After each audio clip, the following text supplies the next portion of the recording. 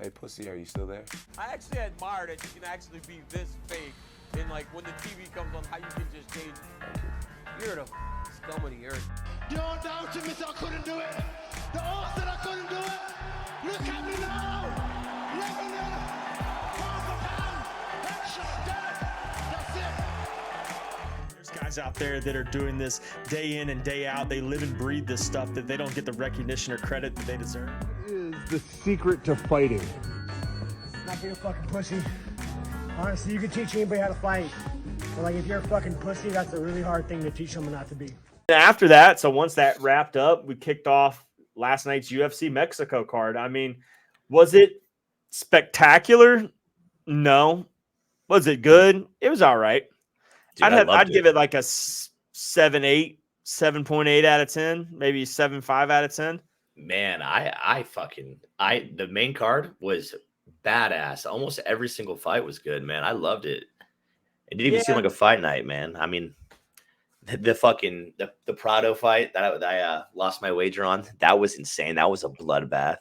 Yeah. Oh yeah, Daniel. So we can start from the top if you want to. We can just kind of go right in. I'm down to go right in. So we'll kick off. We're gonna kick off with Brandon Moreno, Brandon Royval. We'll just start with the main card or the main event and go straight from there. But yeah, I rewatched it now. I rewatched it twice since last night because obviously I was a little, scatterbrained by the time that main event went on. But now I've watched it twice, and I think I told you before we got on. I said it could have easily been a draw, and then two, the third round was the deciding factor in the fight by far. But I honestly, I truly think if you told the judges to judge the fight 10 times, that I think Moreno would have won 7 of the 10. I think Royval just got the lucky draw on that one because of how he finished the fight. So it was like fresh on the judges' minds of who was winning the fight and how they scored it. But I honestly think I scored Brandon Moreno 10-9 for the first 3 rounds, and I gave Royval round 4 and 5. Same here, man. I don't understand how people could say he didn't win the third round. I mean, the takedowns were there. The takedowns were there. He landed big. He landed heavy shots. He did get outstruck, but the thing is not by much, and there was takedowns involved. So it doesn't matter to me. I still think 1 through 3 was Moreno. Yeah, I agree. I mean, but if you look at it though, and look at the statistics, I mean, yeah, Royval outstruck him, but like, look at the striking accuracy. I mean, Brandon Royval threw 556 total strikes. That's crazy. Yeah, half of them, 80% of them hit the air. Yeah, and 30. He only landed 32%. Yeah, Moreno landed 54% of his strikes. So that to me right there, like, sure, you outstruck me, but dude, he was shadow boxing essentially. Yeah, man, it just created like, dude, there's so much fights in this flyweight where there's trilogies, man, and this is going to be a fucking another one, man. I don't think so. I don't think so. It sucks for Moreno. I wanted him to have another title run. I think a lot of people did too, man. He's just a badass. He's a fan favorite. It did 3 takedowns too. I mean, 3 takedowns I feel like makes up for the 50 significant strike difference, in my opinion. When they called the fight, I was so drunk. I was like, Brandon won. Yes, Brandon. I'm like, fuck, dude. I think both their names are Brandon. They are. Yeah, they're both Brandon. Yeah, and I'm sitting there like, Jesus. So, I mean, I don't really know. I just thought Moreno, when he would throw that overhand left and then finish with the kick, like that was the most effective strike in the fight. Like, and he utilized it the whole fight. I mean, Royval was compromised early too with his legs. So, like, I hate the fact that he lost that fight. But like I said, I could have seen it going both ways. I guess if you like, this really could have went both ways. Like, I'm not like upset that he lost, and I'm not like crazy happy that Royval won because I don't think Royval's that good, man. After watching that fight, like, there's no way he's gonna beat. I just fucking went brain dead. Pantoja. There's no way he's gonna beat Pantoja. Pantoja's definitely the champ. He deserves to be the champ. So, I mean, and I loved it. Pantoja was in the crowd and he threw up 5-0 because he's 5-0 combined against both of these guys. Is that what that meant? Holy yeah, that's fuck. what he meant when he said 5-0. Because he was throwing it up. He's beat both of these guys combined 5 times. That's crazy. So I love that. Pantoja's badass, bro. I love Pantoja, man. He's grown on me a lot. Like as far as like one of my favorite champions. Like I get it. He's like it's hard for an American person who like only speaks English to like you don't see a lot of these guys respect these guys who can barely speak English because it's hard for them to relate to them, I guess. So they don't get a lot of praise because of it. I mean, unless it's like Ilya or something like that, but it's hard for a lot of these guys who barely speak English to get respect. And the fact that he's a young weight division, like it's a low weight division. Like you already know, back in the day, they almost were gonna get rid of this weight division back in the day. I know, man. So like it doesn't get the credit that it deserves, and I hate that for him because he's a fucking animal. So yeah, flyweight could be crazy, man. It's getting better. It's one of my favorite divisions. I'm ready to see Amir Albazi get knocked out. Yeah, same.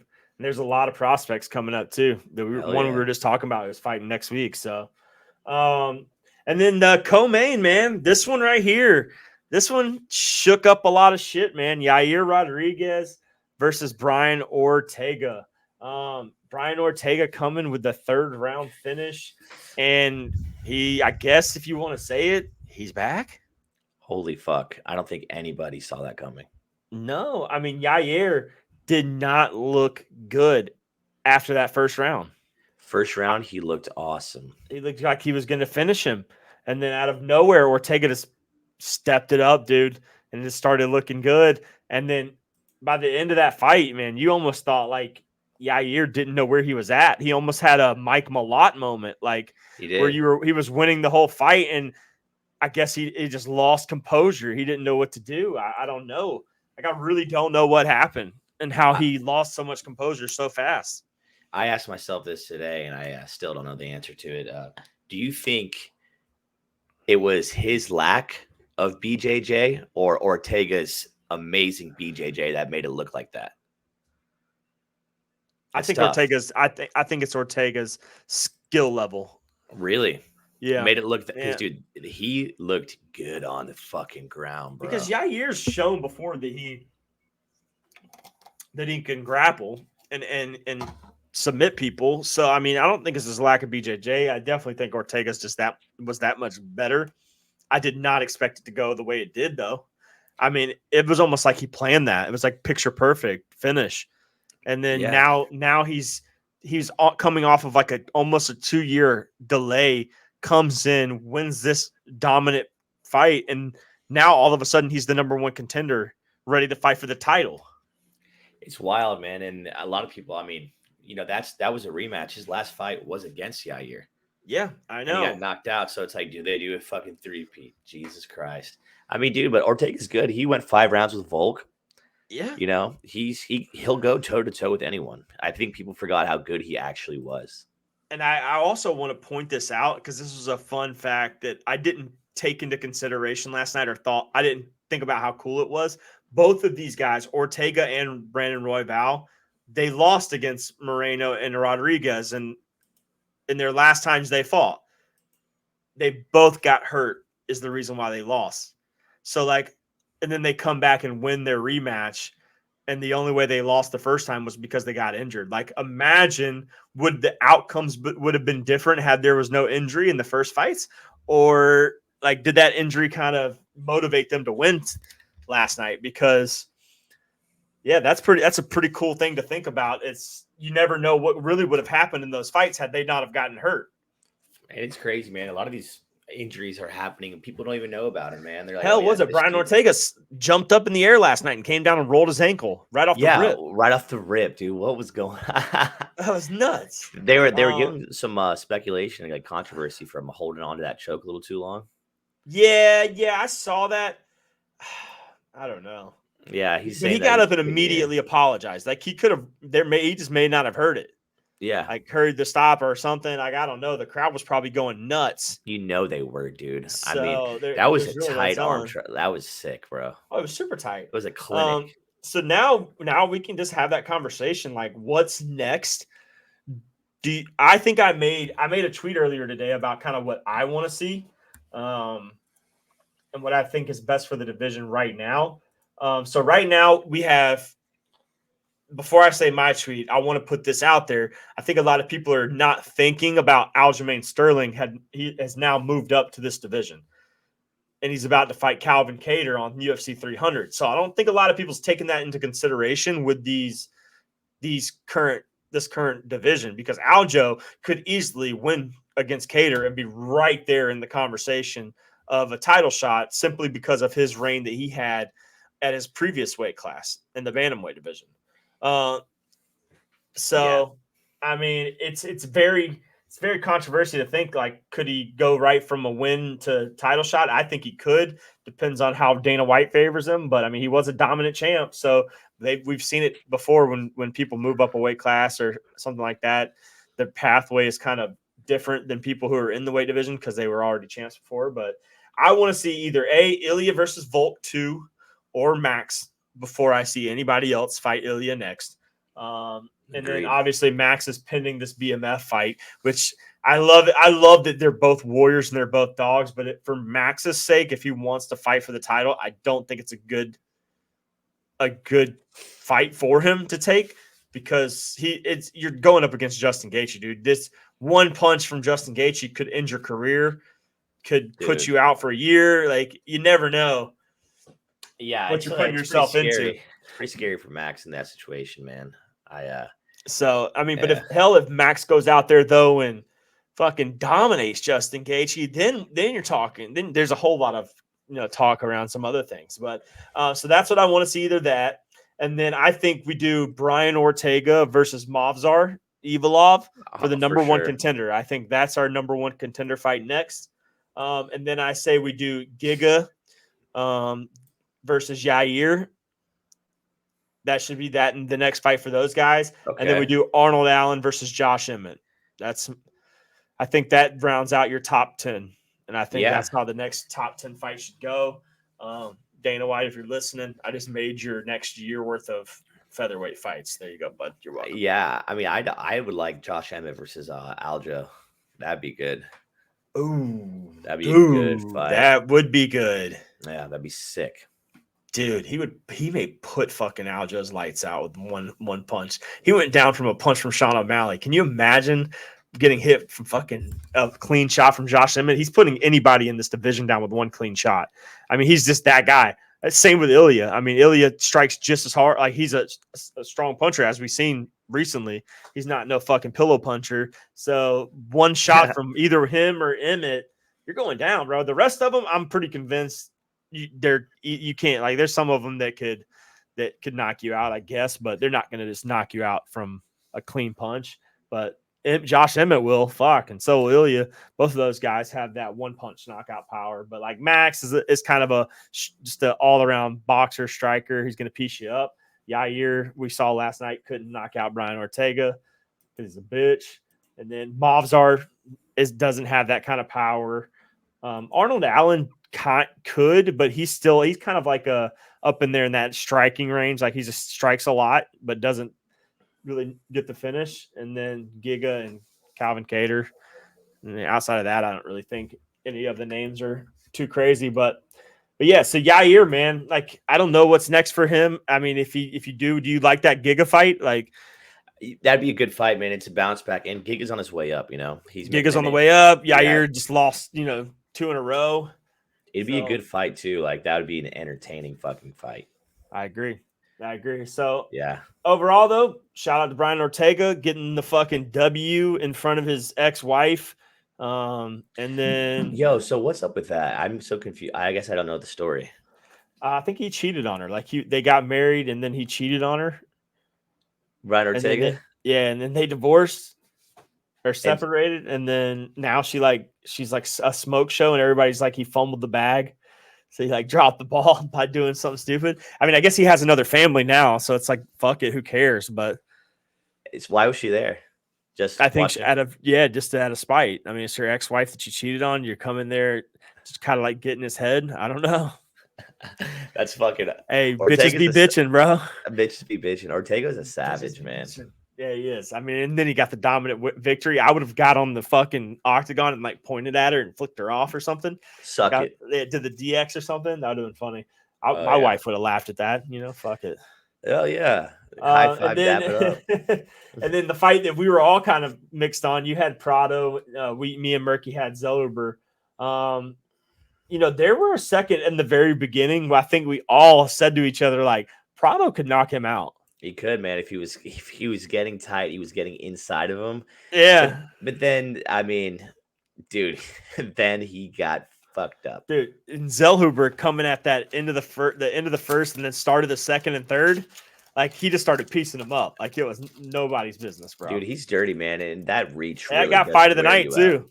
Oh yeah. He wore him out, that reach, dude. Yep. He wore him out. But I mean, that was a badass fight. That's why I loved this whole entire main card, man. It was fucking great. Yeah, and then the fight before that, Yasmin, Sam Hughes. That fight sucked. You know who I finally realized who she looks like? Remember when I said last night she looked like Sid and everybody was like, no, that's not. She doesn't look like that. I now know who it is, bro. It's the kid from Malcolm in the Middle. Oh my God, Stewie or whatever the little brother.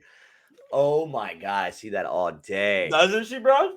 Holy shit, that little fucking weasel. Yeah. Yes, dude. He was hilarious, man. The middle brother. He was. The middle brother was the best. Sorry, Sam Hughes. She got pieced up. Yasmin looked great, though. She looked good. Her power wasn't there, though. I took her by knockout. Fuck. Yeah, her power definitely wasn't there, but. Or Sam Hughes just has a fucking stout chin. I don't know. Either one. A crispy chin. She looks like she do. But obviously, performance of the night was the main first fight of the night. Manuel Torres, Chris Duncan, first round submission. Dude, just beat his ass, bro. Chris Duncan stood no chance in there, which is crazy. After studying his tapes, dude, like I was watching, I even went into depth on this fight and gave him a chance. Bro, he got fucked up.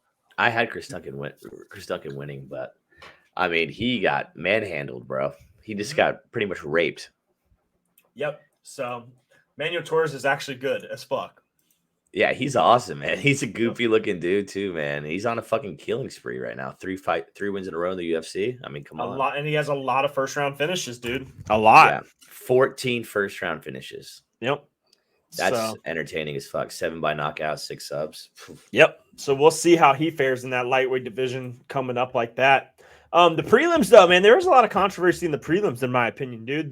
For one, the last fight of the night was pretty dope. The guy was kind of getting his ass whooped and then got the finish in the very end. That was pretty fucking awesome. But Jesus Aguilar, Mendoza, I think we all were like, how the fuck did Aguilar win?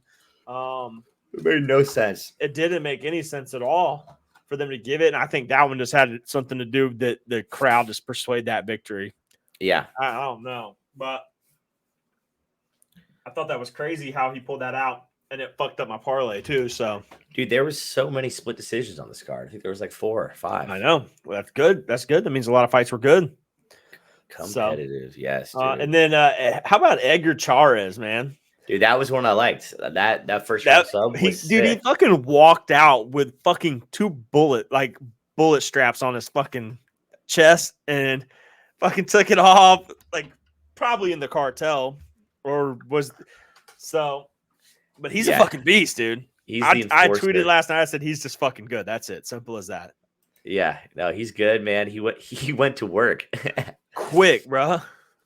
Took care of business. Probably railed some cocaine. There's very high possibility before and after. Yeah, doing that. So, and then awesome. The fight before that, Ziem and Puelos. That was a good fight. Very close. Super close, man. That went to split too, right? Yep, split decision. And then, we started the night with a TKO, but that one was kind of to be expected. Split decision, another split decision win, the second fight of the night. And Dos Santos, they said that that was one of the controversial wins, I think. Yeah. Overall, it was a decent card. Like I said, I'll give it close to an 8, like maybe like a 7.8 out of 10. I wouldn't say anything spectacular happened, but it definitely shakes up a few things out there in the world of the UFC just on some of the wins. Yeah, man. The guy that got the first fight of the night, he's on a tear right now, dude. He's pretty solid. Mohammed Naimov, what the fuck? Yeah, dude, he's won 3 in a row in the featherweight. I mean, dude, he's solid. Yup. So let's see. We do have a fight night coming up next week that I should admit it's not great. I mean, there are some okay names on it, but it's not like great. I mean, Yair Rozenstruik, he's on a decline. I just don't get why that's the main event. I would think it would be Perez versus Muhammad or Umar. Yeah, or Umar. Yeah, I just don't understand why that's the main event. Well, the only fight that is versus 2 ranked opponents is Muhammad Makayev and Matt Schnell, Steve Erceg. Makayev's a beast, man. You think he wins? You think he wins with ease? Yeah, man, definitely. Yeah. And then, I mean, there's that prospect that's on this card too, Vitor Petrino. Yeah. Undefeated, 10-0. So, I mean, that light heavyweight, we need some action in the light heavyweight class, dude. He's coming off 3 wins, a knockout his last fight. Yep. We need Tyson some Pedro talent. Is a problem too, bro. Oh, yeah, he's been a problem. He's been – so, yeah, I mean, it's not bad. I'm not going to lie. I do not hate this card. There's 4 fights I'm eager to watch. Usually on a fight night, there's fucking 2 or 3. Nope. I mean, hell, Tyson Pedro's beat the likes of Khalil Roundtree, fucking Paul Craig. Like, he's got a lot of dominant wins. Damn, he beat Roundtree, man. I'm such a Roundtree fan, dude. I can't wait till he fights again. That was his first fight in the UFC. Really? Good shit. He's got hands. He's got hands. So that should be a good fight. But overall, man, I mean, great weekend of fighting. You got anything you want to touch on? I don't think we really have to go too long tonight. I mean, it was pretty self-explanatory. Nothing, no real crazy news happened in between time, to my knowledge. I mean, there were a couple fight announcements that came up. We know Terrence McKinney has another fight coming up. Joe Giannetti, our boy, has a fight coming up now, announced today. It's today. They announced it today. Fuck yeah. He announced that he had another fight. Maybe it was today or yesterday. Let's or go, sometime man. This week. And then what's the other one that got announced? Matt Frivola's got a fight announcement now. Frivola, that beast. And there's I need a Jalen Turner fucking fight announcement. Where's our boy at, man? Yeah. I mean, it hasn't been too long, but still. Announcement from him would be sick. Hold on a second. MMA Orbit just tweeted 39 minutes ago, Nate Diaz is eyeing up UFC 306 at the Sphere in Las Vegas. Nate Diaz retweeted a picture of the Sphere with the Mexican flag and said, fuck it. I'll be there. Fuck UFC 300. 306. Yeah, so he said, I'll fuck 300. I'll be at 306. So imagine we get maybe a Nate Diaz fight in this year. God, that's so far away. They're not even talking about 301 yet. They're talking about 306. Well, that's Nate Diaz for you. Yeah. That fight? We didn't even mention, dude. We forgot to mention that the Raul Rojas fight got canceled. Yeah, holy shit. Yeah. What the fuck? We forgot all about that. They're running that back when? Are they supposed to be running that back ASAP? Yeah, next week. Next week they're running it back. Yep. Damn. That's awesome. I was definitely eager to watch that one. Yeah, what about that brawl in the whole entire the actual stadium of UFC Mexico City? Did you see that? You said what? The brawl. Oh yeah, dude. And then they questioned Dana White about it afterwards. They were like, stupid. They said like that's bad for the business, and Dana White goes, "How is that bad for the business? If anything, it's great for the business. That's what we do. We're a fighting organization. You got people fighting in the stands, like, dude, and they were piecing each other up. Guys knocking each other out and shit. Security just let that shit go until the end. Let it go, man, which is Didn't crazy. Even break it up. Like that guy dropped 2 people with this. Dude, he hit some power behind that because it looked so slow. And it was like awesome, bro. Yeah, I can't wait to go in with you. I just say we just fight people there. That'd be awesome. It'd be sick. But yeah, man, that's pretty much all I got for that. I mean, we'll probably get on another episode this week as well. But for the recap, man, solid fight night. I mean, almost felt like a pay-per-view to me. It was sick. Yeah, I agree. Dana White has said that Alexa Grasso next fight will be announced soon. This was last night or today that got announced. Ilya Taporia was out with the Real Madrid soccer team today, getting like praised by millions of people. Already becoming a superstar. I mean, dude, Spain is about their people. I mean, you see how they are, their soccer teams. Like, they are about that action. What else have we got? Anything? International Fight Week. It will be from June 24th to June 30th. What's up, bro? Little birthday trip to Vegas. Shit. I still have never been to Vegas, bro. If I sell that mega deal, maybe we'll go. Let's go. But yeah, man, that's it. I think I'm good. If you're good, obviously, if you can't tell, Murky's not on with us today, but Murky will be on another episode this week, likely the talk for next week. He had something to do, but we brought it back to the old times. Me and the old boy Nasty doing the combo. But yeah, if you do like our shit and you do follow us on all platforms, make sure you watch this episode, like the video, share it with your friends, fucking share it with your MMA fans. Listen to it on Spotify. Anything helps us grow. We're looking to do a lot of good shit this year, so hopefully everything kind of works out in our favor. But we can't do it without the people fucking watching and listening. So yeah, and if you train, share it at your local gym. Yeah, fighters love this type of shit, man. So. And if you know people who are fighters and amateur pro, like hell, we'll always open the conversation for anyone. Shit, come on the show. Any level, dude. Come on the show. Let's talk. We want to hear your story. We want to hear what you're doing. We do not discriminate as far as who's big and who's small. We'll take anybody, man. We want to talk about fighting forever. So, yeah, Nasty. That's all I got, bro. If you don't have anything else, like I said, we'll be back on next week. Follow us on all platforms, like the video, share that shit, and this should be out Monday. So if you're listening now, it's Monday morning. And then we'll be back on again later on in the week. So Nasty, I will fucking talk to you later, brother. All right, big dog. All right, bro. Deuces. Deuces, pussy.